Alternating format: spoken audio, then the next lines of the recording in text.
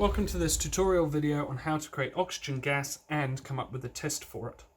Today you're going to need the following: an ice cream container filled with some water, a bung and delivery tube, a test tube rack with some test tubes, and make sure your test tube will fit the bung as well. You're going to need two of the following compounds. One is manganese oxide and the other is hydrogen peroxide. You're going to need to measure out 1 milliliter of hydrogen peroxide using the technique. If you're not sure on the technique, go and look at the magnesium plus hydrochloric acid video.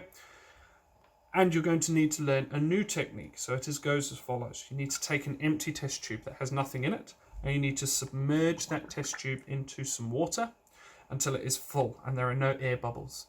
You then need to bring that test tube upright. Next, you need to prepare the delivery tube, and you need to get this end into the test tube that is filled with water. You need to put that in. You can put that in nice and high so you can hopefully see that in there. And you don't want to do what I just did there, which is if you lift it out of the water, all the water will escape. So I'll try that again.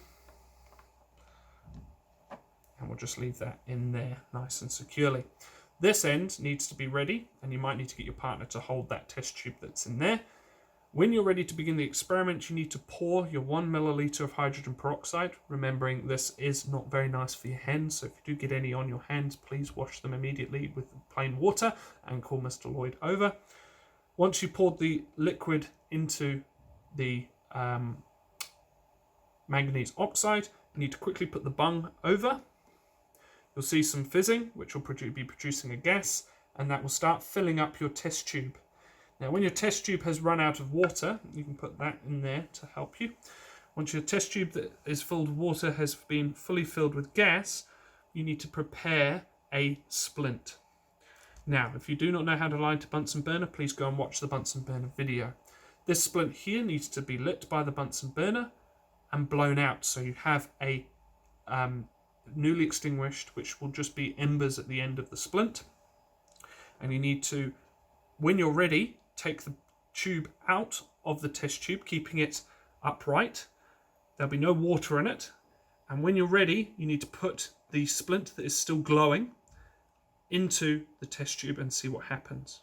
Okay? Don't take too long because the oxygen will escape out of the test tube.